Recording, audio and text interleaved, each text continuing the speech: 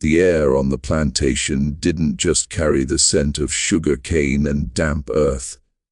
It carried the stench of a dying conscience. They say the Paraíba River has a memory longer than any man's life, and a hunger that cannot be satisfied with lies. But Mistress Malvina believed she was God. She believed that a whispered command in the dead of night could erase a bloodline. Drown it, she had hissed, pointing at the light-skinned infant in the slave quarters. She thought she was burying her husband's shame beneath the silt and the currents. She thought the water would keep her secrets. But the river does not take orders from mistresses. It only waits. And years later, what the tide brought back wasn't just a boy. It was a reckoning that would tear the big house down to its very foundations.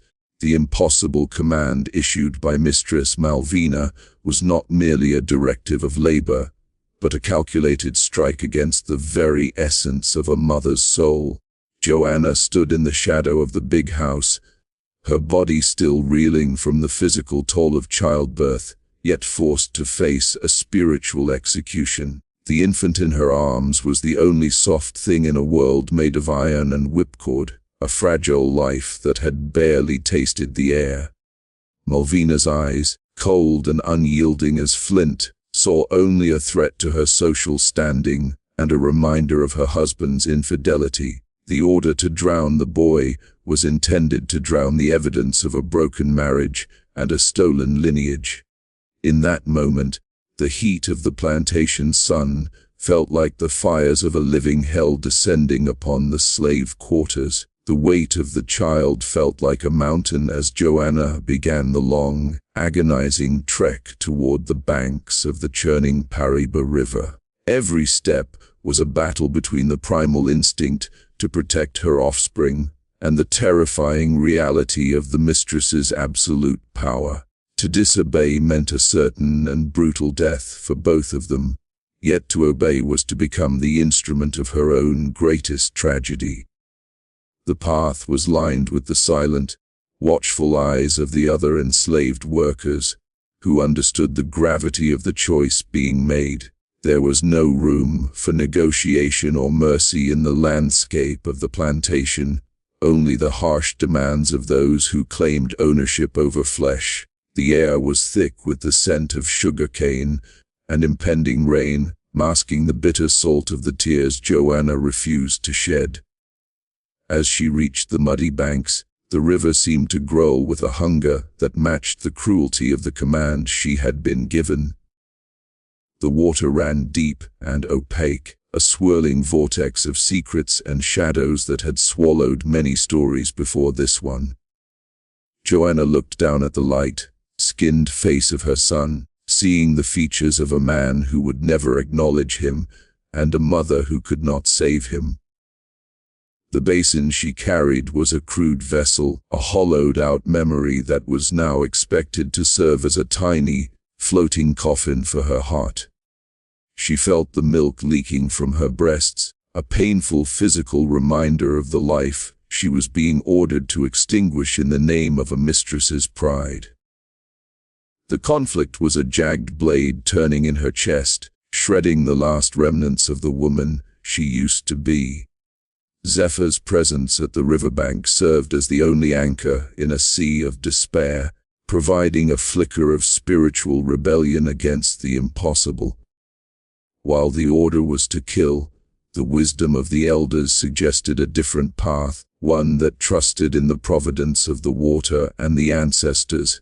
They moved with a desperate, quiet urgency, lining the wooden basin with protective leaves, as if preparing the child for a royal journey rather than a watery grave. This was the moment where the command of the slave owner met the resistance of the human spirit.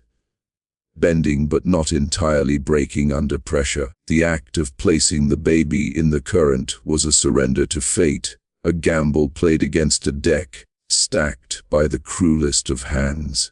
Joanna's hands trembled with a violent rhythm as she prepared to let go of the only thing she truly owned. When the basin finally touched the surface of the Paraíba, The command was technically fulfilled, but the emotional cost had only just begun to be paid. The sight of the small wooden cradle drifting away into the golden reflections of the dusk was an image that would be seared into Joanna's mind forever. She stood as a monument to grief, watching the water pull her son toward a destination she could neither see nor control. Malvina believed the matter was settled, that a simple yes and a walk to the river had erased a human soul from the record of the earth. But the command had sparked a silent fire within the slave quarters, a collective memory of a mother's sacrifice that would eventually burn the big house down. The river now held the secret, and the plantation would never be truly quiet again until that debt was collected in full. The Paraíba River was never merely a body of water to those who labored along its banks. It was a living, breathing witness to the atrocities of the plantation. Its deep, opaque currents were believed to be a bridge between the world of the living and the silent realm of the ancestors who watched from the shadows. To Joanna and the elders, the river was a character with its own temperament, capable of swallowing secrets or spitting back justice when the time was finally ripe. It did not simply flow, it observed the cruelty of the big house with a patient, watery eye that saw through the lies of the masters. While Mistress Malvina viewed the river as a convenient grave for her husband's indiscretions, the enslaved knew it was a sacred repository for their lost hopes. The water carried a weight that no map could measure, a spiritual gravity that pulled at the conscience of anyone who dared to spill innocent blood into its depths. As the wooden basin carrying the infant touched the surface, the river seemed to change its rhythm, moving from a violent surge to a protective cradle. The water didn't just carry the child away, it wrapped him in the scent of the living earth and the protective whispers of the wind. There was a sense that the current had its own agency, choosing to steer the small vessel away from the jagged rocks and toward a destiny hidden from human sight. To the onlookers, the river was acting as a silent accomplice in a desperate act of preservation, defying the murderous intent of the mistress. It was a sanctuary that existed outside the reach of the overseer's whip, a liquid border where the laws of the plantation ceased to have any power. Every ripple and eddy became a verse in a long, submerged history of survival that the masters were far too arrogant to ever truly understand. The supernatural tension surrounding the Paraíba grew stronger in the days following the child's disappearance, as if the water were vibrating with the force of the secret it held. At night, the sound of the rushing water would travel up the hills, creeping into the windows of the big house and unsettling the sleep of those within. It was a low, mournful hum that sounded to Joanna like a lullaby and to Malvina like a mounting accusation from the dark. The river refused to remain a silent background element, instead asserting its presence through the rising mists that clung to the floorboards like ghostly fingers. This was the spiritual toll of the plantation, where nature itself became an enemy to those who sought to control and destroy life for their own comfort. The water was a mirror reflecting the rot of the big house, distorting the reflections of the powerful until they could no longer recognize their own faces. Old Antonio's stories reinforced the idea that the river had a memory that could outlast the stone foundations of the farmhouse and the iron of the shackles. He spoke of the water as a ledger where every act of mercy and every instance of malice was recorded in the silt and the ancient roots. According to the elders, the river would eventually vomit up the truth, bringing back the evidence of what had been stolen in a form that no one could ignore. This belief transformed the river into a source of terrifying hope for the oppressed, and a source of mounting dread for the guilty mistress. It was a slow motion reckoning, a promise that the flow of time and the flow of water would eventually converge to strip away the masks of the wicked. The river was not a void where things were lost, but a waiting room where the past gathered its strength before returning to demand a final, bloody payment. Years later, when the water finally began to yield its secrets, the transformation of the river from a grave to a harbinger of justice was complete and undeniable. The secret it had guarded was not just a person, but a spiritual force that had been nurtured by the very currents intended to destroy its fragile life. When the truth finally rose to the surface, it carried the cold clarity of the deep, washing away the carefully constructed peace that Malvina had tried to maintain.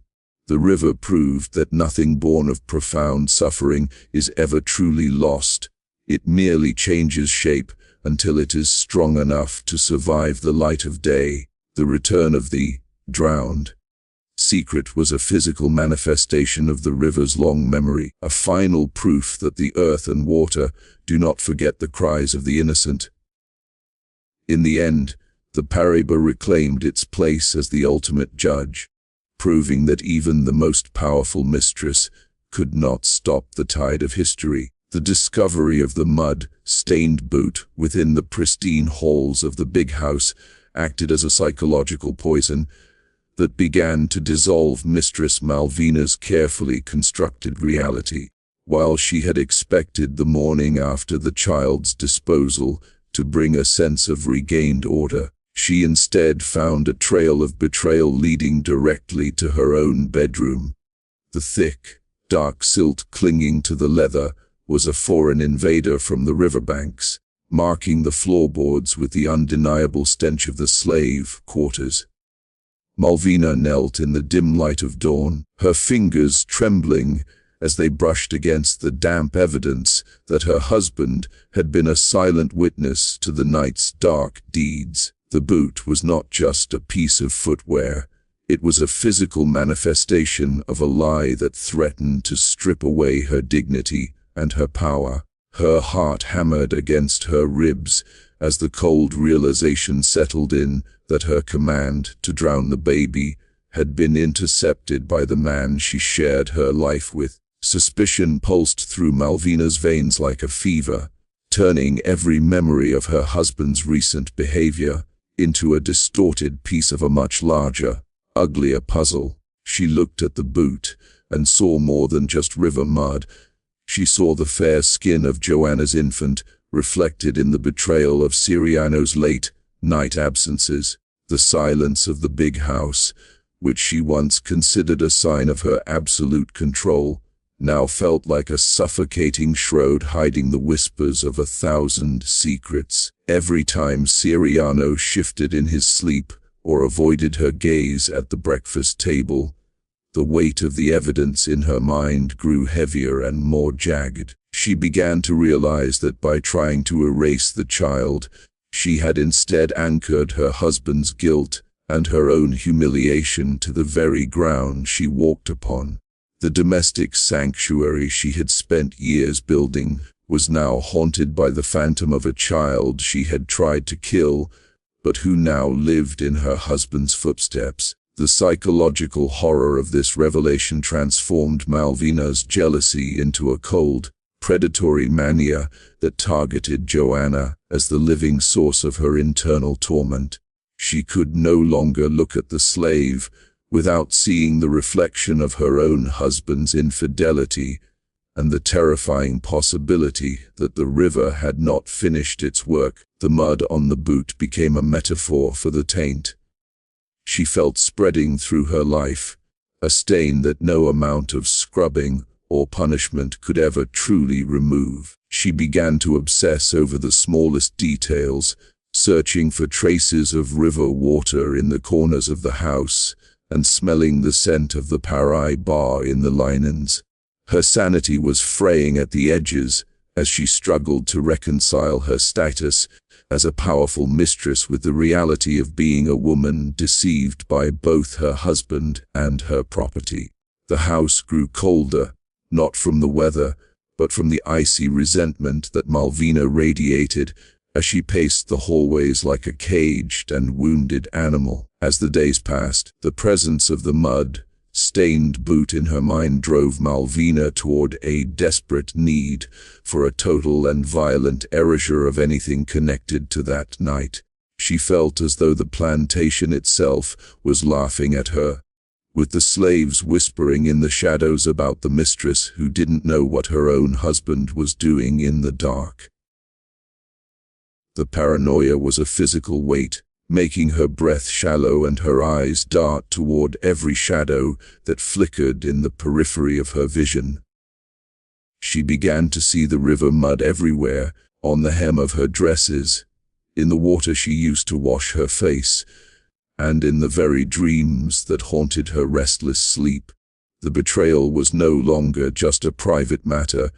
It was a rot that had infected the air she breathed, making her realize that her power was an illusion if she couldn't control the movements of her own household. Her desire for revenge was no longer about the baby's existence, but about reclaiming the sense of superiority that the boot had so cruelly snatched away. In the final stages of this mental collapse, Malvina's actions became a frantic dance of cruelty designed to bury the truth deeper than the river silt could ever reach. She used the whip and the post not to enforce labor, but to try and beat the knowledge of her husband's betrayal out of the very atmosphere of the plantation. Yet, the more she struck out at Joanna and the others, the more the image of the mud-stained boot burned in the back of her retinas, a permanent scar on her mind. The evidence of the betrayal had turned her home into a prison where every hallway was a reminder of what she had discovered in the gray light of a rainy morning. She was trapped in a cycle of psychological torture, knowing that as long as the river flowed and the mud remained, her shame was a living thing that refused to die. The mistress who once commanded life and death was now a slave to her own suspicion, waiting for the river to return the final piece of the nightmare she had helped to create. The atmosphere within the slave quarters shifted from a state of mourning to a dense, vibrating tension that felt like a gathering storm. While the big house projected an image of marble, cold authority, the clay walls of the quarters held a warmth fueled by a shared, forbidden secret. The air was thick with the scent of wood smoke and old prayers, a sensory shield against the encroaching cruelty of the overseer's daily gaze. Every glance exchanged between the workers carried the weight of the river's promise, creating a silent network of hope that no whip could ever sever.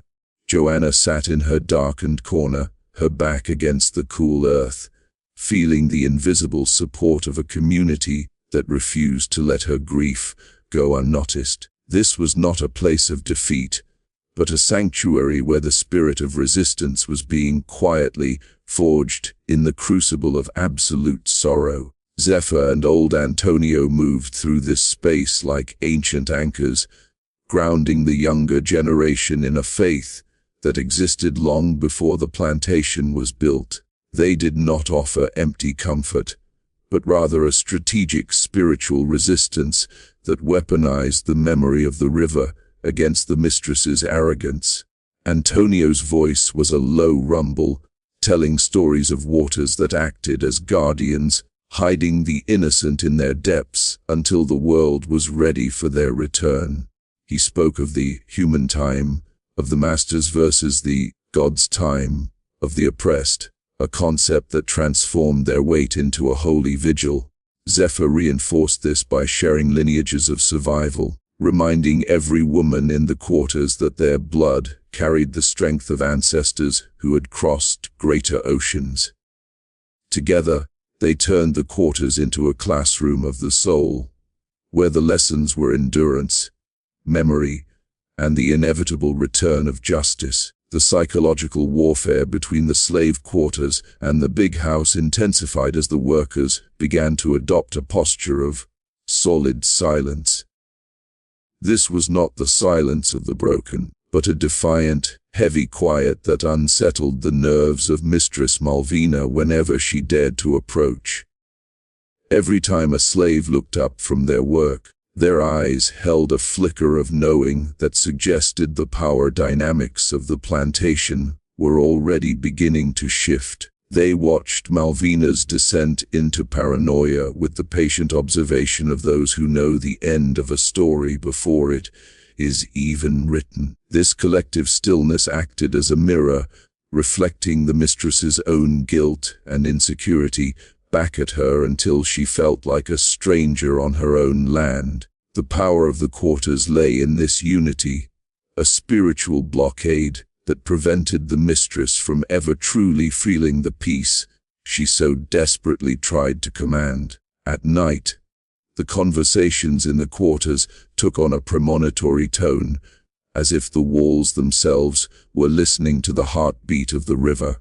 The whispers were no longer just about the tragedy of the lost baby, but about the thread of truth that was slowly being pulled out of the shadows. There was a growing conviction that the physical basin drifting down the Paraíba was tied to the spiritual fate of everyone living under the shadow of the farmhouse. They spoke of the river as a ledger, noting how every lash of the whip and every tear shed by Joanna was being recorded in the silt for a future reckoning. This shared belief system created a sense of immortality, making the temporary pains of the plantation seem insignificant compared to the eternal justice flowing in the water. The slaves were no longer just laborers. They were the keepers of a prophecy that predicted the total collapse of the master's world. As the sun began to rise each day, the people of the quarters carried this secret energy into the fields, working with a rhythmic precision that mocked the overseer's authority. They moved in sync with a hidden cadence, one that resonated with the flow of the Paraíba and the silent breathing of the earth. Joanna's steady face and calm breathing became a beacon for the others, a living proof that the mistress's worst efforts had failed to touch the core of her being. The quarters had become a fortress of the mind, a place where the logic of slavery was replaced by the higher law of the ancestors and the elements. By the time the morning bells rang, the spiritual resistance was already in full bloom, waiting for the day the river would finally keep its promise. The plantation breathed strangely because the people at its base had already decided that the old order was dead, waiting only for the water to confirm it. The ultimate return of the secret was not a sudden explosion, but a slow, rhythmic rising of the truth that the river had nurtured in its deep embrace. As the years bled into one another, the local legends of the child of the current grew from whispers in the slave quarters to a terrifying reality for the big house. A young man eventually appeared on the horizon, possessing the unmistakable features of the master and the resilient, haunting eyes of the woman who had once been forced to cast him away. He arrived not as a victim seeking pity, but as a living monument to a crime that time and tide had refused to wash away. His presence at the gates of the plantation acted as a physical key, unlocking the heavy doors of a past that Malvina had spent a lifetime trying to bolt shut. The river had finally vomited up its secret, and the weight of that return was enough to make the very foundations of the farmhouse tremble with a long-delayed fear. Mistress Malvina's world began its final, agonizing collapse the moment she looked into the face of the stranger and saw the reflection of her own ultimate failure. Every decree she had issued and every lash she had commanded was rendered meaningless by the simple fact of the young man's survival. The kingdom of certainties She had built upon the blood of the innocent, crumbled like sun-dried clay, leaving her exposed to the harsh light of a justice she couldn't control. Her mind, already frayed by years of paranoia and the phantom scent of river mud, finally snapped under the pressure of this undeniable homecoming. She saw the thread of truth that Zephyr had once whispered about, now tightening into a noose around the social standing and the false peace she had murdered for. The power she had wielded like a blade was now turned against her, as the truth proved to be a sharper and more enduring weapon than any whip in the overseer's hand. The plantation itself seemed to participate in this final reckoning, as nature and humanity converged to strip the big house of its stolen glory. The slaves no longer worked with their heads down. They stood as a silent, formidable jury, watching the mistress descend into a madness of her own making. The air, which had been thick with secrets for decades, suddenly felt clear and sharp, vibrating with the energy of a debt that was finally being collected in full.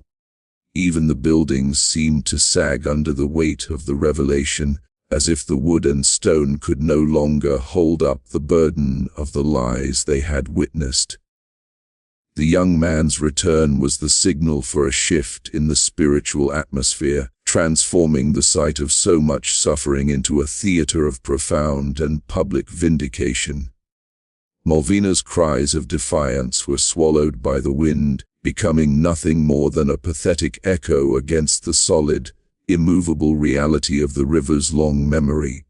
Master Siriano's role in the collapse was one of silent, hollow cowardice, as the evidence of his own betrayal stood before him in the form of a son he had never dared to claim. The mud-stained boot from years ago was now replaced by the living flesh of a man who carried the master's own blood and the slave's enduring strength. He watched his wife's sanity dissolve and his authority vanish, realizing too late that his attempts to play both sides had left him with nothing but ash. The wealth and the land, which had once seemed so permanent, now felt like sand slipping through his fingers as the community of the quarters reclaimed their narrative. The return of the child was a death sentence for the old order, proving that the legacy of a man is not written in the deeds to his land, but in the truth of his actions.